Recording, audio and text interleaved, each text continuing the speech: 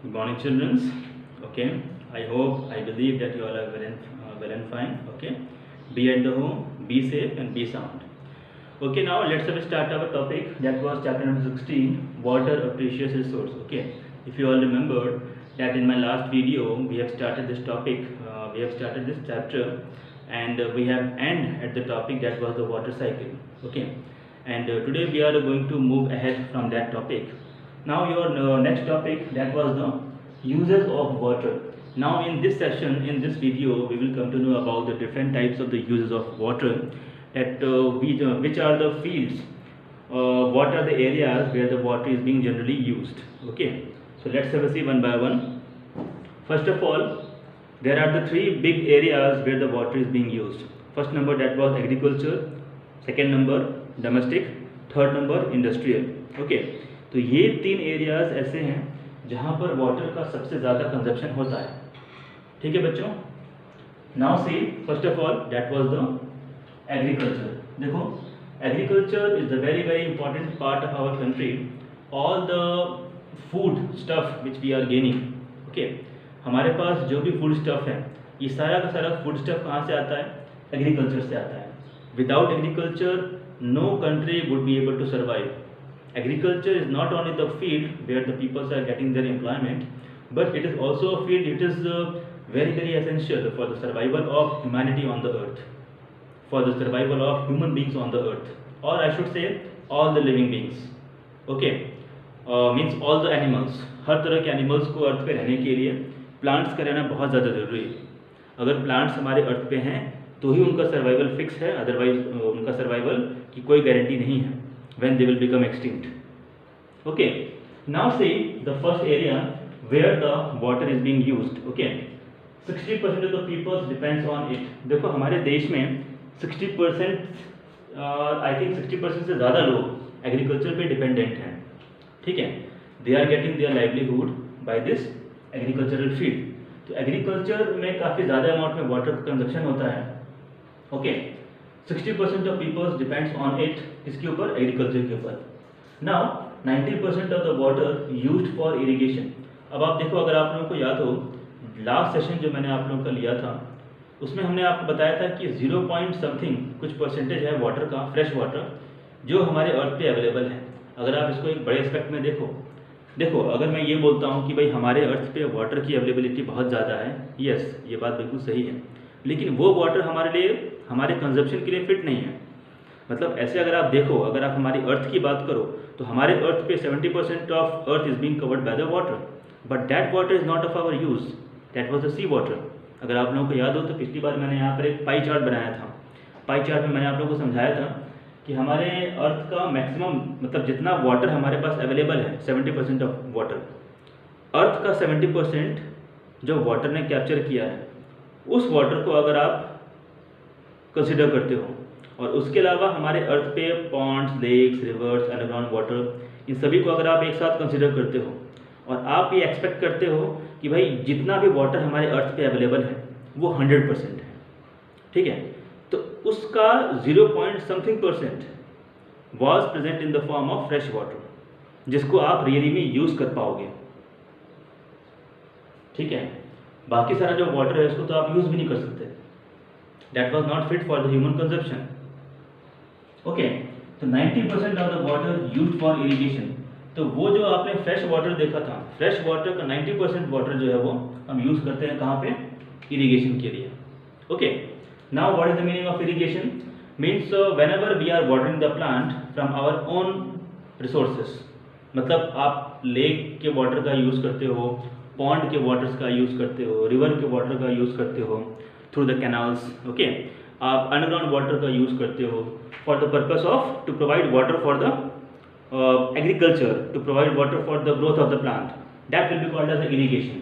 मतलब ये काम अगर नेचर करेगा with the help of rain, then that will not come under the as a part of irrigation. Irrigation आप इसको तब बोलोगे जब ये काम आप करोगे फिजिकली. ठीक है, इंपॉर्टेंस ऑफ इरिगेशन क्या है? इरिगेशन का इंपॉर्टेंस ये है कि हमारे, देखो, अगर आप हमारे देश की जो पोजीशन है, मतलब इसका जो ज्योग्राफिकल लोकेशन है, उसके अकॉर्डिंग अगर आप देखो तो we can not 100% sure, even the weather department is also not 100% sure कि पिछले साल तो बारिश हुई थी, इस साल बारिश कहाँ पे होगी. We are feeling hungry, we need food not on the basis of where the water will be और वेयर नॉट. ठीक है, बारिश का पानी कहाँ पर होगा और कहाँ पे नहीं होगा हमें इससे कोई मतलब नहीं है. हमें क्या चाहिए? फूड चाहिए. अगर आपको फूड चाहिए तो आपको एग्रीकल्चर को सिक्योर करना होगा. यू हैव टू एंश्योर, आपको एंश्योर करना होगा कि भले बारिश का पानी आए या ना आए, आपके पास अपने इतने रिसोर्सेस हैं, आपके पास इतनी ताकत है, आपके पास बहुत सारा मशीनरी है कि आप कहीं ना कहीं से वाटर अवेलेबल करवा दोगे for the purpose of plant growth. ठीक है, कि चलो भाई बरसात अगर नहीं होती है, बहुत सारे इलाके ऐसे होते हैं जहाँ पर कुछ ज्योग्राफिकल लोकेशंस की वजह से, because of the different wind patterns की वजह से वहाँ पे बरसात नहीं हुई, या फिर हर साल होती है और इस साल नहीं हुई. नो वन कैन प्रेडिक्ट कि कहाँ पे बारिश होगी, कहाँ पे बारिश नहीं होगी. ठीक है ना. तो इसके लिए आपका खुद का कंट्रोल होना on the irrigation is very very important. ठीक है. इसके अलावा अगर आप इरिगेशन करोगे तो इरिगेशन करने के लिए कई लोग इसमें इन्वॉल्व होंगे, then they will get, ultimately they will get employment. Okay. अब आप सोचो कि 60% लोग इस पे डिपेंड करते हैं, तो इरिगेशन करवाना, अगर आप इरिगेशन करवाओगे, ठीक है, तो इरिगेशन करवाने के लिए आपको कितना ज़्यादा मैन पावर चाहिए और इसके लिए कितने सारे लोगों को एम्प्लॉयमेंट मिलेगी. ठीक है ना. तो ये सारी बातें थी अबाउट द एग्रीकल्चर. तो agriculture is the very very important area of work. It is very very important for the growth and development of all the countries. Okay. Next number देखें यहाँ पर डोमेस्टिक का मतलब होता है घर में आप इसका क्या क्या यूज़ करते हो वाटर का? Drinking, bathing, washing, watering the plant etcetera. जैसे ड्रिंकिंग के लिए भाई गर्मियों के मौसम में आप देखते हो, specially during the summer season, we drink more water, okay, because maximum water we are losing in the form of sweating because of the temperature high. Okay. Bathing के लिए तो जनरली हर घर में वाटर यूज़ होता ही है. ठीक है, और लगभग ये हर मौसम में बराबर होता है. वॉशिंग के लिए भी लगभग बराबर ही होता है. वाटरिंग द प्लांट, जैसे देखो गर्मियों के मौसम में आपको हॉटनेस फील होती है, इसका मतलब ये नहीं कि प्लांट को कोल्डनेस फील होगी. Even the plant will also feel the hotness. तो वाटर की डिमांड केवल हमारी तरफ से नहीं बढ़ती, प्लांट की तरफ से भी बढ़ जाती है. तो ओवरऑल कंजप्शन बढ़ जाता है. जब डिमांड बढ़ेगी भाई, जब कंजप्शन बढ़ेगा तो डिमांड बढ़ेगी. ठीक है. तो इसीलिए स्पेशली समर सीजन में वाटर्स को सप्लाई करना हमारे लिए बहुत ज़्यादा हेक्टिक पर्पस रहता है, एक हेक्टिक काम रहता है कि हर आदमी की डिमांड होती है वाटर के लिए, और हर आदमी को वाटर प्रोवाइड करना it's a very very great and tough job. ठीक है. This all are the fresh water. देखो ड्रिंकिंग के लिए, बेदिंग के लिए, वॉशिंग के लिए, वाटरिंग प्लांट के लिए, भाई ह्यूमन बींग्स तो छोड़ दो, इसके अलावा जो प्लांट्स हैं वो प्लांट्स भी उसी फ्रेश वाटर को यूज़ कर रहे हैं जो कि 0.something% था हमारे अर्थ पे. मतलब हमारे अर्थ का 70% of water means more than 90% water जो सॉल्टी है, ओशन का वाटर है, सी का वाटर है, उस वाटर को आप प्लांट के वाटरिंग के लिए यूज़ नहीं कर सकते. मतलब प्लांट भी उसी वाटर पे डिपेंड करते हैं जिस वाटर पे हम डिपेंडेंट करते हैं. वो वाटर जिसका अमाउंट काफ़ी कम है हमारे अर्थ पे, उस वाटर के ऊपर इतनी सारी डिपेंडेंसी है, हमारी सारी की सारी डिपेंडेंसी. ऑल द एनिमल्स, हमारे अर्थ पे रहने वाले सारे एनिमल्स उसी वाटर के ऊपर डिपेंड करते हैं. हमारे अर्थ पे रहने वाले सारे के सारे प्लांट की वाटरिंग उसी वाटर पे डिपेंड करता है. ठीक है. तो दिस इज द रीजन कि why pressure has been created. ठीक है. River, pond, lakes are used to fulfil the needs. इसके अलावा रिवर, पॉन्ड, लेक्स, रिवर में तो चलो भाई रिवर का तो अपना एक सोर्स होता है. रिवर तो चलो ठीक है, गर्मियों के मौसम में भी, even in the season of summer, river is working as a good source of water. Why? Because the rivers are having the sources. ठीक है. पॉन्ड्स में तो चलो भाई ठीक है, गर्मियों के मौसम में ये एक अच्छा सोर्स की तरह काम नहीं कर पाएगा. But in all the different seasons, since the pond is having a lot of water, pond में काफ़ी ज़्यादा पानी इकट्ठा होता है, तो वो वहाँ का अंडरग्राउंड वाटर लेवल को रिचार्ज करने में काफ़ी हेल्प करता है, ठीक है। Ponds and the lakes, they both will work out in order to fulfill the little bit demand of water as well as to increase the underground water level of that particular area जहाँ पर भी ये ponds और lakes lie करेंगे, ठीक है। Now apart from that, third number that was industrial. Industries में भी वाटर का काफ़ी ज़्यादा यूज़ होता है। देखो बच्चों, इंडस्ट्रीज़ का मतलब केवल ये नहीं होता कि जहाँ पर आप टाइल्स बनाते हो। इंडस्ट्री में बहुत सारी चीज़ें बनती हैं, बैग बनते हैं, बहुत सारे केमिकल्स बनते हैं, कई तरह के प्लास्टिक्स बनते हैं, ठीक है ना। डेली लाइफ में आप जितनी चीज़ों को यूज़ करते हो, आपके शूज़ हो गए, सॉक्स हो गए, ठीक है, क्लोथ्स वगैरह हो गए, ये सारे के सारे कहाँ बनेंगे? इंडस्ट्रीज और फैक्ट्रीज में बनेंगे।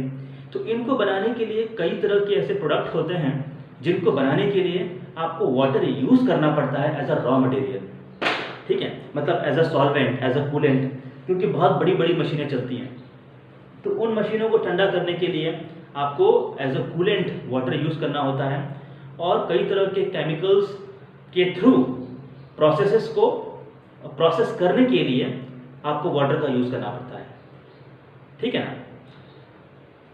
तो यहाँ पे भी वाटर का यूज़ होता है, that was the industrial. Apart from it, generating electricity. देखो बच्चों, जहाँ कहीं भी डैम होते हैं, डैम का मतलब होता है जहाँ पर आपने काफ़ी बड़े अमाउंट में वाटर को स्टोर करके रखा हुआ है, आपने रिवर को रोका है रास्ते में, है ना, रिवर को रोक करके डैम बनाया जाता है। तो मतलब आपके पास काफ़ी ज़्यादा अमाउंट में वाटर अवेलेबल है, ठीक है भाई। रिवर का तो अपना सोर्स है, जब आप रिवर को रोकोगे तो उसका सोर्स तो रुकेगा नहीं, सोर्स से तो वाटर आएगा। इसका मतलब जब आपने डैम बनाया तो आपने कुछ टाइम के लिए रिवर को रोका था, तो रिवर का काफ़ी ज़्यादा वाटर वहाँ पे डैम में इकट्ठा हो गया है। उस वाटर को आप अलग अलग पर्पज़ के लिए यूज़ कर सकते हो। और आप लोग एक बात जानते हो बच्चों, ये जो आप डैम बना रहे हो ना, ये डैम काफ़ी ज़्यादा यूज़फुल होता है, स्पेशली समर सीज़न में।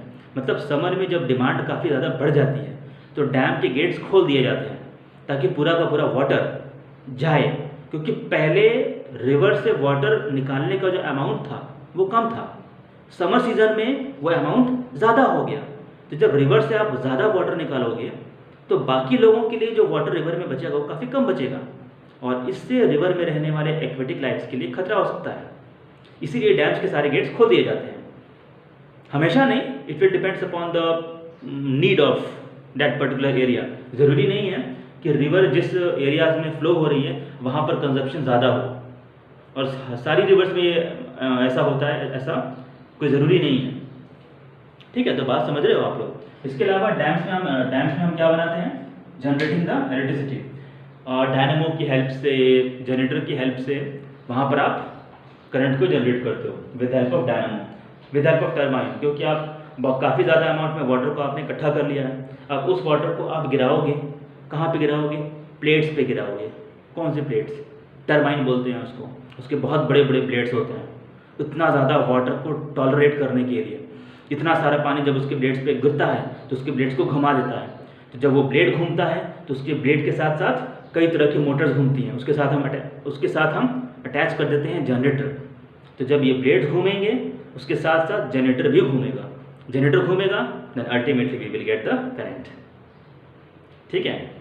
इसके अलावा due to industry the demand of the water is also increase in the last few years. अब आप देख रहे हो बच्चों कि डे बाय डे अलग अलग स्कूल्स में, कॉलेजेस से बच्चे अपनी अपनी डिग्रियाँ लेके निकलते हैं, ठीक है। whenever they are coming out from the institution they are always in the search of job, उनको जॉब चाहिए। तो जॉब के लिए अल्टीमेटली में हमारे पास एक बहुत अच्छा एक ऑप्शन है, that was the industry. Industries जितनी ज़्यादा होंगी, इंडस्ट्रीज़ में काम करने के लिए मैनेजर्स और जितने भी लोग होते हैं, काम करने के लिए हमें उसमें लोग चाहिए, ठीक है। तो इंडस्ट्री एक ऐसी चीज़ है जहाँ पर पढ़े लिखे लोग हों या फिर थोड़े कम पढ़े लिखे लोग हों, सबको आराम से जॉब मिल जाती है एज़ पर देयर क्वालिटी, ठीक है। तो ये हमारे लिए एक बहुत अच्छा एक एरिया है एम्प्लॉयमेंट प्रोवाइड करने का। तो पिछले कुछ सालों में इंडस्ट्रीज़ की डिमांड बहुत ज़्यादा बढ़ गई, क्योंकि अनएम्प्लॉयमेंट से गवर्नमेंट काफ़ी दिक्कतों से जूझ रही थी। तो गवर्नमेंट ने फटाफट लाइसेंस देना शुरू किया कि भाई आप लोग अपनी अपनी इंडस्ट्रीज़ लगाइए। जो कैपिटलिस्ट लोग हैं, जिनके पास इंडस्ट्रीज़ लगाने के लिए कैपेसिटी है, वो अपनी अपनी इंडस्ट्रीज़ लगाएं, ठीक है। इंडस्ट्रीज आप लगाओगे तो लोगों को एम्प्लॉयमेंट बढ़ेगा, लेकिन अगर आप इंडस्ट्री लगाओगे तो इंडस्ट्री से बनने वाला प्रोडक्ट वो भी बढ़ेगा, ठीक है। तो उस प्रोडक्ट में यूज होने वाला raw material that was the water, water as a coolant, water as a solvent, वो भी बढ़ेगा। तो जब वाटर बढ़ेगा तो मतलब इंडस्ट्री की तरफ से वाटर के ऊपर जो डिमांड की जा रही थी, the demand which was given from the industry to the water, that demand will also increase and ultimately it will consume a lot of water। बात समझ में आ रही है? तो इंडस्ट्री ये भी एक बहुत इंपॉर्टेंट, एक बहुत बड़ा एरिया है for the consumption of water, not in the बहुत पहले की बात नहीं है ये, पिछले कुछ 5 से 10 सालों में, 8 से 10 सालों में बहुत ज़्यादा डिमांड इसकी बढ़ गई है इंडस्ट्री की। तो इंडस्ट्रीज़ की डिमांड बढ़ने की वजह से इंडस्ट्रीज़ में जो यूज़ होने वाला वाटर है उसकी डिमांड भी बढ़ गई। तो भाई जब उसकी डिमांड बढ़ेगी तो अल्टीमेटली में जो वाटर कंजप्शन है वो ज़्यादा से ज़्यादा कंज्यूम होगा, ठीक है। तो that was all about the uses of the water. ये जो आपका टॉपिक है यूजेस ऑफ द वाटर यहाँ पर आके फिनिश हो गया। Now one more topic I want to start here, that was the sources of water. Water के कितने सोर्सेस होते हैं? एक छोटा सा टॉपिक है बच्चों, चलो देख लेते हैं इसको, है ना। Just a minute. Now see basically sources of water, since we all are living on the earth, तो अर्थ पे बेसिकली हमारे दो तरह के सोर्सेस होते हैं। कौन कौन सा? एक जो हमें सरफेस पे दिख रहा है और एक जो हमें सरफेस पे नहीं दिख रहा। सरफेस पे दिख रहा है वो कौन कौन है भाई? लेक्स हैं, पॉन्ड्स हैं, रिवर है, ओके। बेसिकली जो बड़े बड़े सोर्सेस हैं जो हमें अर्थ पे दिखते हैं, that was the river, ponds and the lakes. इसके अलावा वो सोर्स जो हमें नहीं दिखता और कई जगह पे यूज़ किया जाता है, कई ऐसी जगह जहाँ पर बेसिकली वहाँ का जो लोकल म्यूनिसिपल पार्टी है, मतलब वहाँ की जो लोकल एडमिनिस्ट्रेशन है, वो वहाँ तक वाटर को पहुँचा नहीं पाता, ठीक है, बिकॉज ऑफ सेवरल रीजन्स। तो उस तरीके से आप वाटर आराम से गेन कर सकते हो। क्या नाम है उसका? That was the underground water, ठीक है। तो दो तरह के सोर्सेस होते हैं, कौन कौन से? एक होता है आपका सरफेस वाटर, दूसरा होता है अंडरग्राउंड वाटर। अच्छा, अब आगे देखिए, सरफेस वाटर में देखो सबसे पहला है आपका rain water. Rain water pure form of water. देखो बच्चों, अगर आप लोगों को याद हो, लास्ट टाइम हम लोगों ने वाटर साइकिल पढ़ी थी। वाटर साइकिल मैंने आप लोगों को बताया था कि रेन का जो वाटर गिरता है, that water is falling down, that water is formed in the sky because of condensation. भाई प्रेसिपिटेशन की वजह से तो वो वाटर गिर जाता है, लेकिन कंडेंसेशन की वजह से वाटर वेपर वाटर ड्रॉपलेट्स में कन्वर्ट हो जाता है, वाटर वेपर वाटर ड्रॉपलेट्स में कन्वर्ट हो जाता है। अब आप मुझे खुद बताओ, मान लो आपके पास एक बाउल है और बाउल में आपने वाटर है, ठीक है, और वाटर में आपने डस्ट पार्टिकल्स डाल दिए और उस वाटर को अगर आप गर्म करोगे तो गर्म करने के बाद जो वाटर वहाँ से इवापोरेट होगा वाटर वेपर के फॉर्म में, उस वाटर वेपर में क्या डस्ट होगा? नहीं होगा, ठीक है ना, नहीं होगा। That's why what we are saying कि ये जो वाटर यहाँ से इवापोरेट हुआ है वाटर वेपर के फॉर्म में, या आप एग्जांपल ले सकते हो from the ponds, lakes, rivers, specially the ocean. मतलब हमारे अर्थ का मैक्सिमम पार्ट 70% पार्ट ओशन ने कवर किया है, तो समर सीजन में काफ़ी ज़्यादा अमाउंट में वाटर वेपर ओशन से बाहर निकलता है। ये वाटर वेपर ऊपर जा कर के कंडेंस हो जाता है और कंडेंस होने के बाद रेन होती है। तो जो रेन वाटर है, that water is form from the water vapour. Rain का वाटर वेपर से बना हुआ है और वाटर वेपर में कोई भी इम्प्योरिटीज नहीं होती है। That's why what we are saying कि rain water is the pure form of water. Okay, समझ में आया? ओके, आगे देखिए। Next number river and the lake. अभी दोनों में फर्क क्या है? River is having its continuous source. जितने भी रिवर्स होते हैं, maximum, I am not saying about all, कि लेकिन जो जितने भी रिवर्स होते हैं, रिवर के अपने खुद के सोर्सेज होते हैं, उसका एक अपना स्रोत होता है। तो रिवर का पानी कम तो होता है लेकिन पानी कभी सूखता नहीं है, ठीक है। और हमारे और भी कई तरह के कुछ इंटर स्टेट्स रूल्स हमने बना के रखे हैं। यहाँ तक कि कुछ रिवर्स ऐसी हैं जो कंट्रीज से कंट्रीज फ्लो होती हैं, तो उनमें भी हमने कुछ इंटरनेशनल लॉज बना रखे हैं कि रिवर का आप इतना % पानी ही निकाल सकते हो, सारा का सारा पानी आप नहीं निकाल सकते, because we have to see the aquatic life also. उस रिवर में रहने वाले कई तरह के एनिमल्स के बारे में भी हमें सोचना पड़ेगा। ठीक है, सारी बातें सोच करके सारे रूल्स हमने बनाए हैं। देखो बच्चों, रिवर का अपना खुद का एक सोर्स होता है, लेकिन पॉन्ड लेक का अपना खुद का सोर्स नहीं होता। Lake help to increase underground water, जो मैंने अभी आपको यहाँ पे बताया था यहाँ पे, कि ये जो लेक्स होते हैं, ये लेक्स केवल अंडरग्राउंड वाटर को रिचार्ज करने के लिए होते हैं, और वहाँ की जो लोकल पब्लिक है, लोकल पब्लिक की जो डेली नीड्स हैं, not for the purpose of drinking, daily needs को फुलफिल करने के लिए आप लेक्स या पॉन्ड्स का यूज़ कर सकते हो। ठीक है, but that will not be the solution of rain, कि अगर बारिश का पानी नहीं होगा तो पॉन्ड्स के थ्रू आप आराम से अपना लाइफ स्पेंड कर सकते हो। No, that's not possible. ठीक है, because pond and the lakes they don't have its own source. उनके पास भी बारिश का जो पानी इकट्ठा हुआ बस वही वाला पानी है, इसके अलावा उनके पास अपना खुद का कोई पानी नहीं होता, सोर्स नहीं होता। ओके, नेक्स्ट नंबर देखो बच्चों। तो फर्स्ट नंबर क्या था आप लोगों का, that was the rain water. Second number था river and the lake. Okay, third number है sea and the ocean water. भाई सी में और ओशन में तो बहुत सारा पानी है, but we can not use it, हम उसको यूज नहीं कर पाएंगे। Why? It is having a lot of salt. It is not fit for the human consumption, not for the human only but for the plant and animals also. ठीक है, next number देखिए underground water. Underground water क्या होता है? The water which will be absorbed into the soil, okay, whenever there will be a rain. जब कभी rain होता है तो रेन की वजह से वो वाटर जो सॉइल के अंदर जाके एक एप्रोप्रिएट लेवल पे स्टोर हो जाता है, उसको मैं क्या बोलूँगा? Underground water.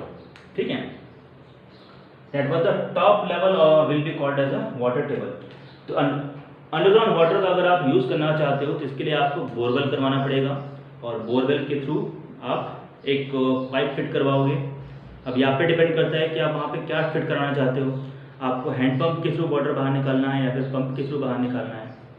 अब अलग अलग एरियाज़ के अपने अपने कुछ ज्योग्राफिकल लोकेशंस होते हैं, ठीक है ना, तो उसके अकॉर्डिंग अब आपको ये देखना पड़ेगा कि भाई किस एरिया में क्या है, वहाँ पर इलेक्ट्रिसिटी, हाँ मतलब वहाँ पे बिजली अवेलेबल है या कि नहीं है। अगर नहीं है तो फिर आपको वाटर हैंड पंप्स लगाने होंगे, लेकिन अगर अवेलेबल है तो फिर आप पंप्स भी लगा सकते हो। ठीक है ना बच्चों? तो अंडरग्राउंड वाटर का जो सबसे जो टॉप लेवल होता है उसको हम क्या बोलते हैं? Water table. ठीक है, और अंडरग्राउंड वाटर को निकालने के लिए आपको बोरवेल करना पड़ता है और अंदर का वाटर बाहर निकालना पड़ता है। Underground water is working as a very very good source of water. Emergency के टाइम पर जब हमारे पास कोई उम्मीद ना हो और पॉन्ड सूख जाएं, लेक सूख जाएं, वाटर रिवर का पानी काफ़ी कम हो जाए, उस कंडीशन में underground water will work as a boon, वरदान। ये एक वरदान की तरह काम करेगा। और समर सीजन रहता है कितने महीने? 3 महीने तो रहता है। स्टार्टिंग में तो कोई खास इफेक्ट होता नहीं है, लास्ट के 1 मंथ में बहुत ज़्यादा प्रॉब्लम होती है। तो उस टाइम पर इन सभी रिसोर्सेज का आप यूज़ करके अल्टीमेटली में we all can get rid of the problem of water scarcity. ठीक है बच्चों, चलो आज हम यहीं पर फिनिश करते हैं। नेक्स्ट टाइम हम नेक्स्ट टॉपिक हमारा शुरू करेंगे। ओके बच्चों, once again, be at the home, be safe and be sound and be regular with your studies, not always playing. Okay, if you are doing good. Okay, thank you.